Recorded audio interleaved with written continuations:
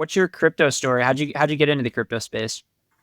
So I originally got into crypto back in 2014. I was undergrad at the time at Penn State, and I signed up to do a PwC case study on how to tax virtual currency, which is pretty funny because that is a big reason why a lot of RIAs and wealth managers use our platforms for the tax implications and tax advantages of tax loss harvesting and owning these assets directly. So that's where I originally got into it.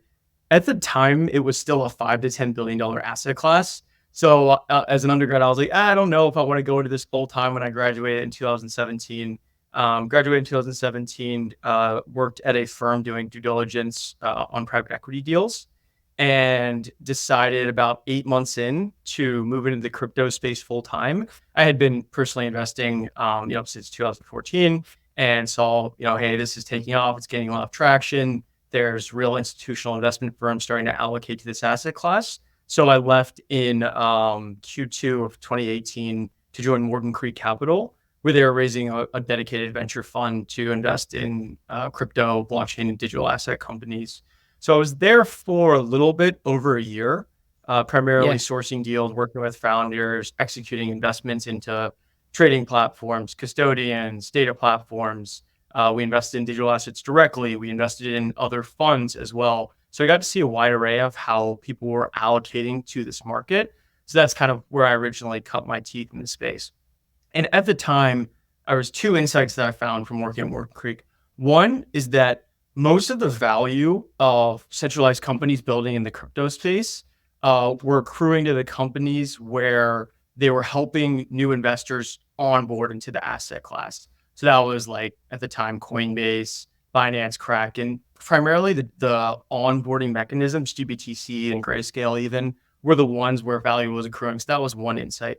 The other insight is that the crypto market was either building for institutions. So at Morgan Creek, we would take capital from institutions to invest in other companies, or for the retail market, which is like the degen market or just trading and derivatives and all of those things. And everyone was ignoring the market in between, which is the US and global wealth management market. It's a $30 trillion market, and the gatekeeper of that capital is financial advisors. And the narrative and messaging of crypto companies was not resonating with financial advisors. So I decided, and then some other background is my dad's financial advisor at UBS. I grew up interning for him, so really deeply understood the wealth management market, how advisors work with clients, how they allocate capital, how they look at different investments, how they do due diligence, compliance, all those different rails. So those were kind of the two insights. Is one, how can you onboard and provide access to a new group of users or investors of this asset class? And two, financial advisors at the time, which was 2019, I started Eaglebrook in May of 2019, didn't have a way to directly access Bitcoin outside of some proxy like GBTC or PayPal or Cash App, kind of some of the equities type structures. So I ended up leaving Morgan Creek to start Eaglebrook. We raised capital from wealth management executives. So we really wanted to work with large RIAs. So we brought a lot of the large RIA founders into the mix. Rick Edelman, Mark Cassidy, Marty Bicknell, Mike Alfred, among others, were initial backers of the company. And as part of that, we actually ended up partnering with Mariner Wealth Advisors, which is one of the top 3 RIAs in the US. I think they have around 150 billion in assets right now, thousands of financial advisors. We actually built this with them. They had a few advisors at the time that did want to allocate clients' assets to digital assets. So for about 18 months, we built this with Mariner Wealth Advisors, and then we launched in March of 2021, which was very timely. Digital assets, risk assets were in very high demand at the time. Advisors, there's really no way for them to access Bitcoin and Ethereum directly. So that's primarily what we did, was put Bitcoin and Ethereum into separately managed accounts. We weren't actively managing them. Eaglebrook is a technology platform. It's purely a separately managed account platform. So we provide the portal, the onboarding workflows, the integrations for the financial advisor to allocate to this market. So that's primarily what we did. The biggest thing that advisors really liked or were requesting was automated tax loss harvesting. So throughout 2021, we built an automated tax loss harvesting system. So that was very advantageous. Yeah. that's really cool because that's, I mean, definitely something that people need to take advantage of in the crypto space, and I've done my part in not taking advantage of that in the past. Yeah. So that's definitely a huge necessity. So tell us about the advisors that you work with. So you mentioned like the before product such as Eaglebrook, a lot of people would maybe invest in like GBTC. Kind of tell us about maybe some of the avenues that people were using in the past, and kind of maybe some of the advantages of using a platform like Eaglebrook today. Yeah, I would say pre 2021, very few advisors were allocating even a GBTC. But at the time, that was really what they were using, or they were kind of using a proxy like a Bitcoin miner ETF or something similar. But I would say 2021, well, I'll back up. 2017 is when I think Bitcoin was brought into the vernacular of financial professionals. They weren't really aware of it before 2017, but then they saw it go down 85% from December 2017 to 2018. So they kind of dismissed it. 2021, a lot of advisors were caught flat-footed, and that's how we were able to onboard 70 RIAs from 2021 until now. And they were like, hey, our clients want this. We have no solution. We're not sure exactly how to do this. So that's where we started to work with them. And how our platform works is we set them up accounts at a qualified custodian. We're currently partnered with Gemini Trust Company and Anchorage Digital. So we'll set them institutional account, cold storage.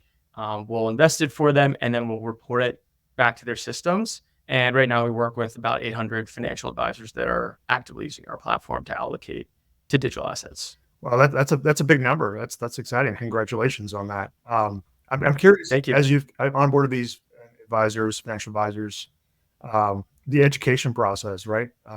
What does it look like? What are the questions being asked? What are the kind of trends that you're seeing? Because it is a big, there's a lot of education going into this from a front end perspective. I just love to hear kind of the thoughts there. So I hear a lot about education, but I would like to talk about what actually happens in practice and what drives action. I think advisor education on the asset class is great, but no matter how much education you do for advisors, I think because of the nature of the asset class, it's hard to value. It's very polarizing from a philosophical and political perspective, that no matter how educated an advisor is, they're actually not actively recommending this or putting it into client portfolios. Now, there are some that do, less than 1%, but more than 1% of advisors allocate to digital assets for clients. This asset class is very different. It is primarily client driven. So how we've seen it is, let's say an advisor has 100 clients, $500 million book, and they have one or two clients that come to them and say, hey, I want exposure to digital assets. We'll sign them up, but that's not the advisor being educated. It's more the clients asking about it. Right. Then the advisor will reach out to us or do their own research. And what we really try to do is, as opposed to really trying to convince the advisor on why they should allocate, give the client a client-approved material that's very easy to understand. What is this asset class? Why am I investing? How does it fit into my portfolio? And what structure am I using, whether it's a Bitcoin ETF, crypto SMA, venture fund, hedge fund, whatever the client objective is for this specific asset class, is what's really important. And that's really what drives the action. But then what we found is that once one or two clients of the advisor allocate, then the advisor can start talking about it. And then we find that about 20% or more of their clients and of their book actually do want to allocate, because the advisor reverse brought it up to them, which isn't actively recommending it or putting it portfolios. It's kind of in the middle. And that's where we see actually a lot of activity and volume come from, is just the advisors that allocated for a few clients. They thought it was only going to be for one or two, and kind of a isolated scenario, but it ended being for 25% of their total book. Yeah, that's really interesting. Yeah. Yeah, it's an interesting trend there that you're saying. I guess on that note, how are advisors thinking about it today? Are they, I mean, I'm sure there's still a really good portion of advisors that say like, we don't know anything about crypto. We're not interested in crypto. I mean, how in general, kind of from your sense, like, are advisors kind of telling folks like, hey, you should have, 1% of your assets in Bitcoin or crypto, or, kind of what is their mindset right now? I think it goes to my last point. The reality is they're not telling clients you need to have exposure. And there's two reasons. One, if it ends up the value of their client generating a few extra basis points in return is not worth it to lose some of their clients if they invest now and it goes back down to 20,000. It's just risky from that volatility perspective. Now you can say, hey, we're long-term investors. If you hold Bitcoin for over 3 years, typically there's only been an increase in performance despite the volatility. So I think that's what we're seeing from advisors. So it's more the push from their underlying clients, right? As you mentioned, is really the driver. It is all client driven, but it kind of becomes a big momentum thing where, like I was saying, 1 to 2 clients, maybe right now 1 to 2 clients are asking about it. In 2021, it was like 80% of clients in the past 12 months had asked about digital assets. And that's really what drives that flywheel. Since 2022, I would say from kind of FTX to now, client demand has really fallen off. I think equities going down in 2022 and rates going up, and risk assets kind of coming out of favor at that period. And then actually a lot of the interest in risk assets shifting to AI is kind of like AI is the new hot dog. That's what crypto was in 2021. That's really where it shifted. But I think there's going to be a convergence between people that want exposure to NVIDIA, AMD, and other AI type investments. That's going to converge with crypto as they're actually, I think, complementary as an asset class, and investors are going to start to understand that. But crypto is a very psychological market. And once I would say, positive feedback loop of price going up, media cycle that leads to more people investing, plus with the ETF, I think it's going to kind of culminate to a similar situation that we saw in 2013, 2017, and 2021. So I really expect things to start to pick up in Q4 of this year and probably go until the first quarter of 2026. Yeah, that makes sense. And as far as just from investor allocation point of view, what's the typical allocation that you see these days as of late? I love talking about this because no one really talks about this, I would say, on Twitter or like in videos. What you see is, hey, low single digits, 1 to 2%, right? And you should do that for all of your clients. Mm-hmm. In practice, that's not what's happening at all. Okay. It's that 20 to 25%, but the ones that are doing it in that cohort of 25 clients out of the 100 are doing 5 to 10%, right? They're doing a much larger allocation. So if you look at the total book, it does end up being 1 to 2% of the advisor's assets, but it's only 25%. So it's kind of like the 80-20 rule there. I think that is a trend we're going to start to see is larger ticket sizes and larger percentages for the investors that work with the advisors that actually do want to allocate to this asset class because they believe in it. They've been doing their own research and they understand, hey, allocating, if I want to have a meaningful position, right? I just want to have 1%. That's not really going to add a ton of risk-adjusted value to my portfolio with Bitcoin reaches parity with gold by 2030, 2032. Let's talk about your product and your offering. So, kind of walk us through what it looks like. So I'm assuming this is maybe like a platform where the RIA folks can come in, make purchases for their clients. Talk to us about sourcing, how are you guys getting the assets and maybe the custody side and, how you guys are, I think you mentioned cold wallets earlier, but maybe dive into that a little bit for us. Yep. So we have an advisor portal where, as an example, American Wealth Advisors, they have 1,000 advisors and about 200 of their advisors are using our platform. So they will onboard to our advisor portal. And when they're onboarding a client, they can select a few different types of investments in our product suite. There's a lot of optionality. One that I think is very interesting that we see advisors first come online with is not clients investing new cash, clients that own digital assets in a hot wallet or retail wallet that want to move it over to their financial advisor to have it in their estate plan, financial plan, wealth plan. So of the 250 million assets we have, 37% of that is from in-kind transfers. And what that does is the advisor doesn't actively recommend it. They're providing value to their client to move it to a more secure, integrated place. And that really helps, their client. It's all under the same roof. They don't need to trade themselves. And then we'll add the automated tax loss harvesting piece. So that's kind of like the one area. The The second area is access to tax managed Bitcoin and Ethereum products. So that was what we first launched with. And I would say at the beginning, it was access to Bitcoin and Ethereum directly, low cost, that advisors didn't have access to. Now with the ETFs, the story really is on that tax management side where, hey, if you can generate, 30, 40% of your total portfolio value and harvest those losses to defer taxes, well, you can keep that 30 to 40% in the equities market and, have that, generate returns over the next 30 years. And there's a lot of after-tax alpha involved in that.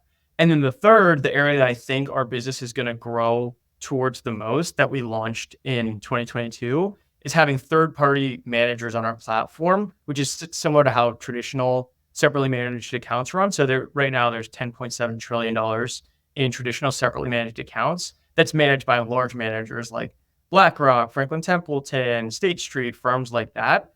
And we ported that idea over. So we currently have a few different managers that run active portfolios of assets that include both Bitcoin and Ethereum and other assets that aren't available in the ETF structure. And they're looking to, generate outperformance with those various portfolios. So we work with Franklin Templeton, ARK Invest, and Bitwise, among a few other managers.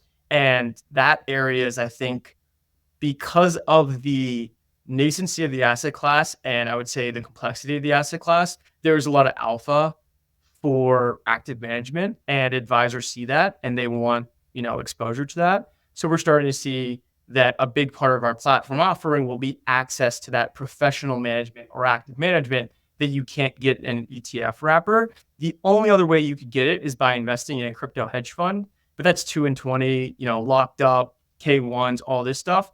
This is the client owns it directly in their account.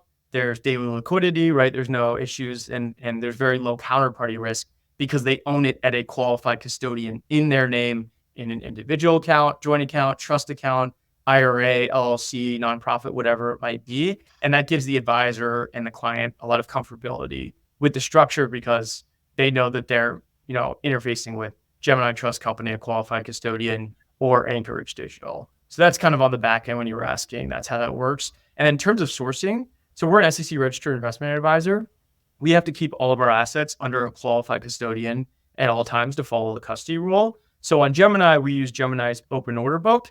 And on Anchorage, we use, they have an agency desk that sources the liquidity, but it all is within the account. So the assets aren't leaving and, getting traded somewhere else and then, moving back. That would be very operationally efficient and honestly introduce a lot of security risk that's unnecessary. So that's primarily, the structure on the back end from a trading and custody perspective.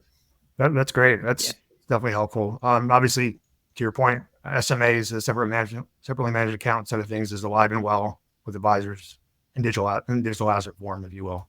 Yeah, I would say it's still the very early innings.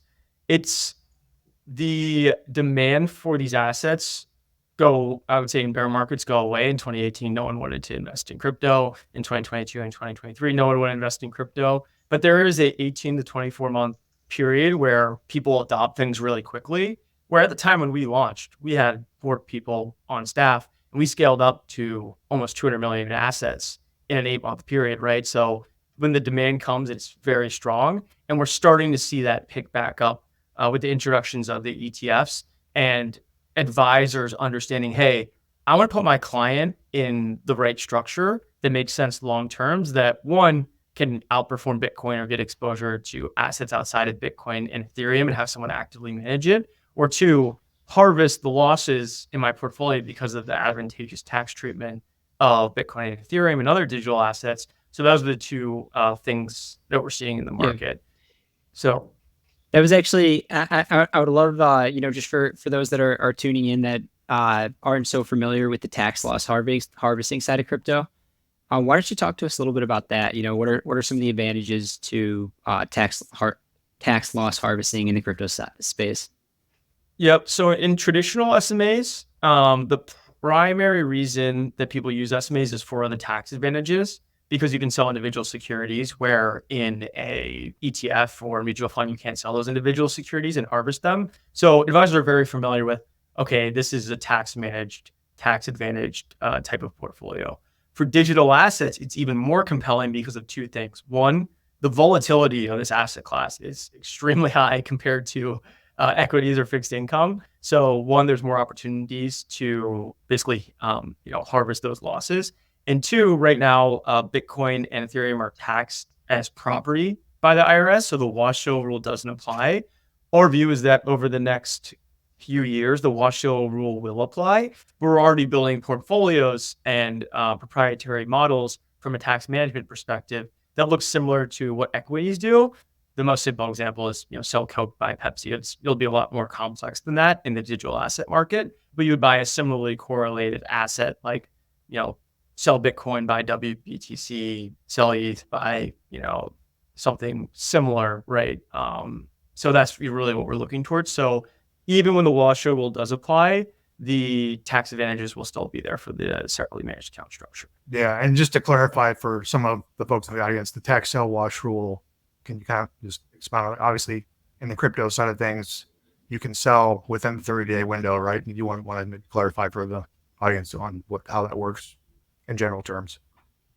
Yes, exactly. You don't need to wait 30 days to move back into the market after you've harvested the losses. Which is a huge thing, obviously, but you're building to the future, as you mentioned, that may change here in the next 24 months or so, but it's very exciting to see that you guys have a solution out in the space. To Mike's point, I need to do better about my own tax loss harvesting as well, so that's a great thing. It's hard to do. I try to do it myself. I ended up just moving my higher cost basis assets over because when it's automated 24/7, right, you can just hit it versus like having to log into your Coinbase account or if you do self custody, having to move it to an exchange. And by that point, maybe the prices had gone up. So being able to do it in an automated fashion is pretty advantageous. And a lot of I would say higher end financial advisors that work with higher net worth clients, a big thing that they do for their clients from a value add perspective is find opportunities to lower their tax bill, which is why you've seen a big rise in both SMAs and then also more specifically direct indexing platforms in traditional equities and other asset classes. And you also brought up the estate planning aspect, which I think is really valuable. So I'd love to dive into that because, as a holder, of digital assets, for me, that's kind of one of the things I've thought about recently where, I don't really have a good succession plan for my family. If something was to happen where, I have these crypto assets stored, how the hell are they supposed to get them? So I think that's a place where, a lot of users could find value. So I'd love for you to kind of dive into, that aspect of things and how that works. Yep. So the two examples are, let's say you have a retail account like Coinbase, or you do self-directed custody, making sure that's integrated to your estate plan and that the clients can access it is not very straightforward. And as the digital asset part of the client's portfolio grows, that's fairly important from a estate planning perspective, especially if you want it in certain structures like a trust or LLC or something like that. It's challenging to do that if it's self-custody or a retail account because that's an individual account. So it really helps from a structural perspective.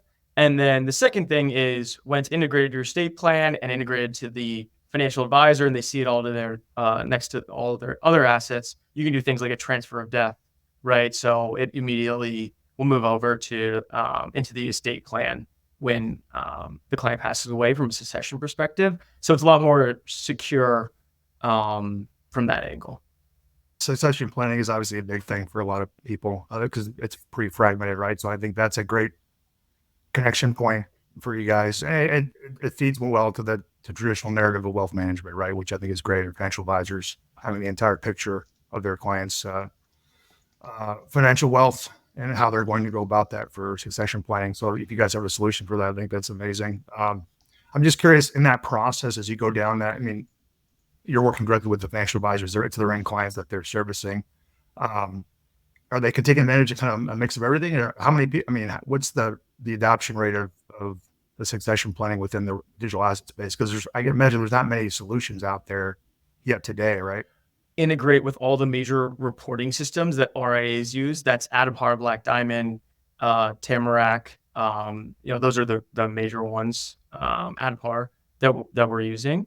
And because it feeds into their reporting system and there's a transfer of death, at Gemini or at Anchorage, whatever it might be, it's implemented across the board and we built it into our system. So I wouldn't say it's a huge marketing tool. I would say the marketing tool we primarily use is one, direct ownership, two, the tax management piece, and then three, access to professional management or things outside of Bitcoin and Ether. Those are the three reasons why financial advisors are putting their clients into this structure. We've actually seen advisors use both the ETF and the SMA depending on the client. If you're investing over $50,000 or $100,000, having an opportunity to harvest losses in a taxable account makes sense. If you're doing it in a 401k or an IRA, it might make more sense to buy the Bitcoin ETF because you're not going to tax loss harvest there or a retirement account. So I think a lot of advisors are going to start adopting kind of both structures depending on one, how much the client's investing and what their objective is. And two, what's the right structure and, do they want to own things outside of Bitcoin? Yeah, makes sense.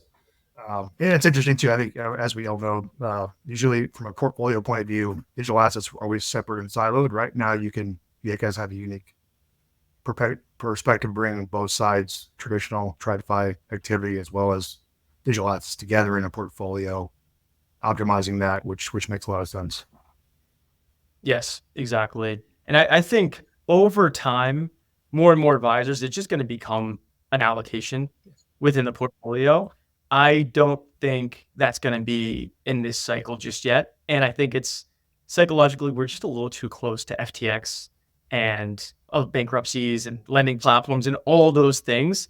I think we have institutional adoption, BlackRock, Fidelity, right? All these major financial firms. But I would say just with the Bitcoin ETF, right? It's been 6 months. It's very new. A lot of firms won't allocate to a new product unless it has a year track record, right? So we're still in the very early innings of adoption. So I think down the line, let's say, 5 years from now, it's just going to be, a 5 to 10% allocation to this asset class, just like other alternatives, equities, fixed income, private equity, real estate, all those different types of investments. We touched on earlier the third-party managers, but why don't you talk to us a little bit more about that? We don't need to go into specific managers, but maybe just talk to us about, the type of strategies that they're offering. Whether it's, I don't know, I'm sure that maybe there's some venture or some, kind of like hedge fund or hedging strategies, but, kind of give us some scope into the different funds you guys are working with and, strategies that you guys are seeing out there. Yeah, so there's strategies and not funds, so it doesn't go into a fund structure. So what it would look like is SMAs, right? SMAs. So let's say that ARK Invest is running, so they run a portfolio that excludes Bitcoin, right? And it's kind of an active management, altcoin momentum, trading strategy. That will be allocated across 500 accounts, and they'll send a model, and all those accounts will trade to that model. So ARK does more on the active management side, and then they have an actively managed Bitcoin and Ethereum strategy. Franklin has one index product where it's kind of market cap weighted, top 14 coins, and then they have a more actively managed product.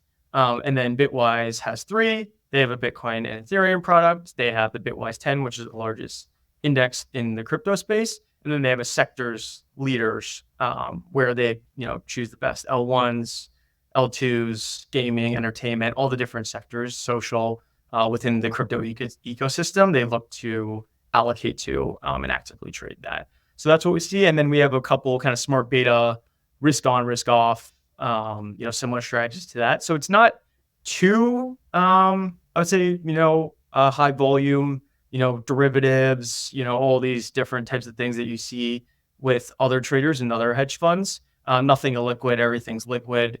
So it's a little bit different from there. But from an advisor perspective, like an actively managed altcoin portfolio is pretty far out on the risk curve. So that's really, what they're looking for at this stage of market adoption. That makes sense. You kind of touched on a few things related to kind of where the cycle is, but I'm just curious from a Bitcoin market cycle and what you're hearing from who you're talking to, along with financial advisors and their underlying clients? Any insights or what you're just highly, your opinion, of course, but just was curious kind of what you're hearing on your side. Yeah, I think from a Bitcoin market cycle perspective, this is now my third cycle. As I start to work on it more, I'm trying to think, okay, is the 4-year cycle gonna hold up? Is that a coincidence, or is that, actually what's gonna happen? I think I like to think of the start of the cycles from the low of the previous cycle. So I had been working in venture for 6 months when it was December of 2018. The asset class was trading, I think, under $100 billion market cap. And it wasn't as bad as FTX because nothing like structurally blew up and there wasn't massive fraud. But, every meeting we went in, we were laughed out of the room. I was reevaluating, like, did I make a wrong career choice? And it's so deeply psychological in these crypto winners that you remember that 80% drawdown and what it felt like. People that were all in 2016, 2017, and early 2018 had capitulated out of the market. So you kind of see this washout. And then I think as adoption continues, more people learn about it. The infrastructure improves. I think that's the biggest driver of the 4-year cycles, is that in the high cycles, so much money pours into venture and companies and infrastructure companies like Eaglebrook, Coinbase, the Bitcoin ETF, custody solutions. If I tried to launch this in 2016, there was no qualified custodians that could work with, tens of thousands of clients and hundreds of financial advisors. So that increase in access and institutionalization of the market structure and the custody and trading solutions, I think that helps out a lot. And then as you kind of get further away from the low, the Bitcoin halving happens and there's a lot more interest in the asset class. And then really because of the nature of it not being easy to be valued. And I would say when the Bitcoin price increases, demand increases. I think that's the biggest driver of Bitcoin demand. You can say, an internet native sound money is going to increase when there's fiat currencies that are debasing and inflating. I think that's how people justify the fact that it just ends up kind of being this price cycle. But it's, I think, a great mechanism because it brings on tens of millions of users every 4 years. And yeah, some of them capitulate and leave. But the ones that stayed from, let's say, the 2021 cycle, well, those are the people adding to their bags right now because they're like, all right, I kind of see the same story. I allocated, mid or late 2020. I saw some performance. It's back to, trading similar to all-time highs. And then I'm a firm believer in, anywhere from 4 to 6 months after the halving, things have shaken out. The access is there. And that's where you really start to see that run up in price. We saw that in October, November of 2020. And that's really what sparked the first run up to 60,000 when Coinbase IPO'd in April of 2020. And then we kind of saw a double top. My view of this upcoming cycle, because it takes more capital every single cycle to move the Bitcoin market, it's going to be kind of a longer run up like we saw in 2017. The Bitcoin halving was in July of 2016. It took about 18 months to get to an all-time high, but it didn't really do a double top like we saw in 2021. But in 2013 and 2014, there was kind of a double top. So I think it's actually going to look less like the 13, 14 and 2021 cycle. I think it's going to look more like the 2017 cycle, which would kind of put us, Q4 to Q1 of 2026, where we're going to see, the high of this Bitcoin market cycle. Any other trends you're seeing in the market? Whether it's from RIAs or, specific types of assets within the crypto space that you're seeing that jumps out at you as interesting?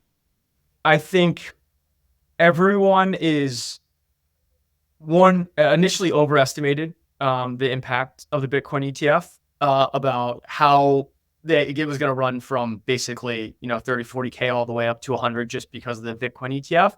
So I think that was overestimated. We're still seeing flows, but price is kind of chopping and, there's a downtrend right now. I think what people are underestimating is once the kind of FOMO positive feedback loop cycle starts to happen, the fact that there's now anyone with a brokerage account anywhere can just click buy with a QSIP is going to add so much capital inflow into Bitcoin and Ethereum, which then is going to move into other altcoins and other assets. That this is going to be the first market cycle where we're going to see price discovery. And I think it's going to be the first cycle where you actually see real adoption from RIAs where, we work with 70 RIAs, but there's like 10,000 RIAs in the US, right? The market penetration is not extremely high. And I hope to see advisors that are actively recommending it to their clients, which we really only saw with a handful of advisors over the past few years. Yeah. I mean, on that note too, one of the things that, I don't know if we brought it up yet, but I mean, one of the things about your platform is like RIAs get to keep the assets, isn't that kind of one of the things they want where they, if I'm working with an RIA and I just have my Coinbase account, like, they don't really have control of that. Is that, kind of correct? Like the fees and everything? Exactly. So moving held away assets to the advisor is always a big part of how they grow their business, how they grow their revenue is, okay, you have $1 million in cash here, or you have $1 million in this real estate deal. It's going to be liquid, right? There's always this kind of held away assets that they want to move over to increase wallet share with their clients. And if their client invested, $20,000 in Bitcoin in 2016 or 2018, whatever it might be, that was only, $20,000. Yeah, go do it, play with it. But now it's $200,000, $300,000. It's 10% of their portfolio.